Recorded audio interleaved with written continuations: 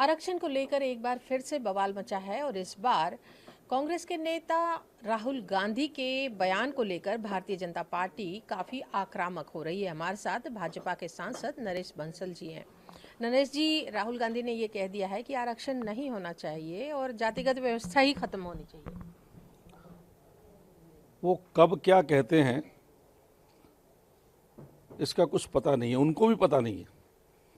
चुनाव भर में तो वो एक लाल किताब लेकर घूमते रहे लोकसभा के चुनाव में और सबको बहकाते रहे कि 400 सीट आ जाएंगी तो संविधान खत्म हो जाएगा, आरक्षण खत्म हो जाएगा।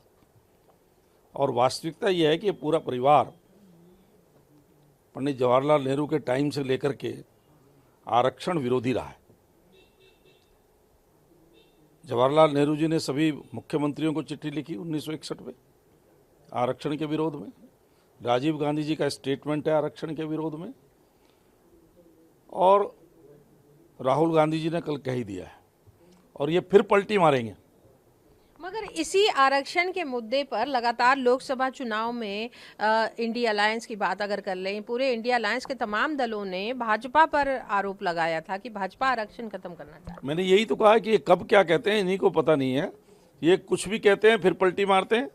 पूरे लोकसभा के चुनाव में इनके दो ही नैरेटिव लेकर के चले कि 400 सीट बीजेपी की और एनडीए की आ गई तो ये संविधान बदल देंगे, ये आरक्षण खत्म कर देंगे। और अब अमेरिका में जा कर के वो कह रहे हैं कि आरक्षण होना ही नहीं चाहिए। कभी वो कहते हैं जातिगत गणना करो, कभी वो कहते हैं जाति होनी नहीं चाहिए। उनकी जाति पूछो तो नाराज होते हैं। तो इसलिए उनको ये पता ही नहीं कि बोलना क्या है। क्या लगता है कि विदेश में जाकर बयान देना, राहुल गांधी पहले भी इस तरह का दे चुके हैं, एक अंतर्राष्ट्रीय समुदाय के बीच कांग्रेस पैठ बनाना चाह रही है? नहीं, ऐसा मुझे नहीं लगता है। मुझे ये लगता है कि राहुल गांधी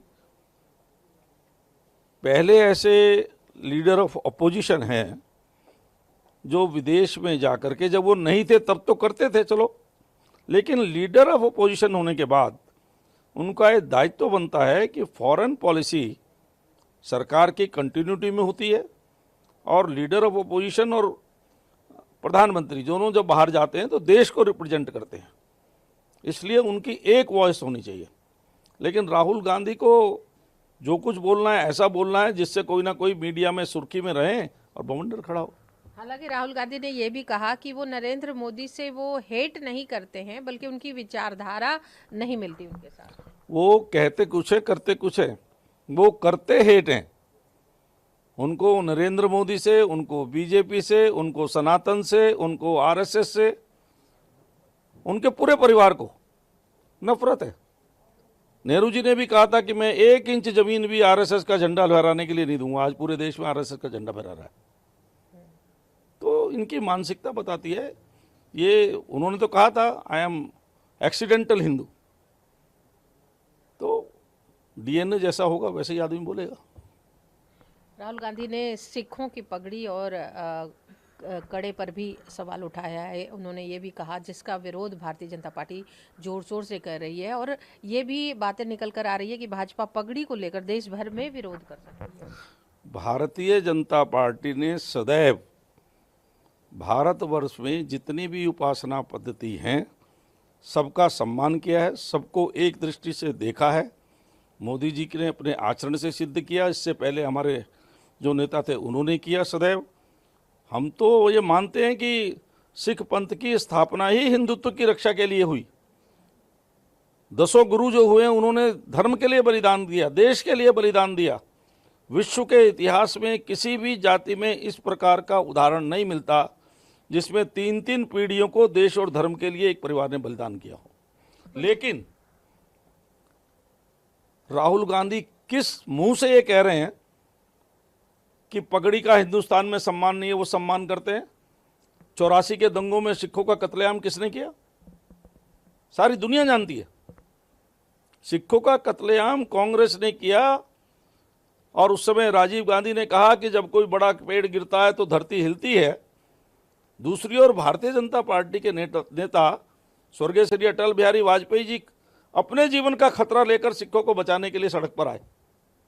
राहुल गांधी ने ये भी कहा कि देश में लोग डरने लगे थे, लोकतंत्र में खतरा पैदा हो गया था, लेकिन इस बार के लोकसभा चुनाव के बाद अचानक से जैसे ही रिजल्ट आया वो डर अचानक लोगों में खत्म होने लगा। देश में लोगों में कभी डर नहीं था, आज भी नहीं है।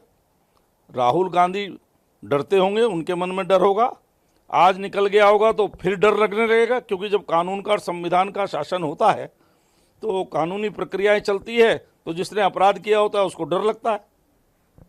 लेकिन यदि राहुल गांधी की बातों से फर्क नहीं पड़ता तो आखिर भाजपा इतना ज्यादा विरोध प्रदर्शन आक्रामक क्यों है? देश की अस्मिता पे, देश के चिंतन पर, देश के लोगों के विचार पर जब जब कांग्रेस ने प्रहार करने का प्रयास किया है तो भारतीय जनता पार्टी चाहे पक्ष में, चाहे सरकार में रही, चाहे विरोध में रही है, भारतीय जनता पार्टी ने पुरजोर विरोध किया है और जनता का जो सही चिंतन है वो सबके सामने लाया है।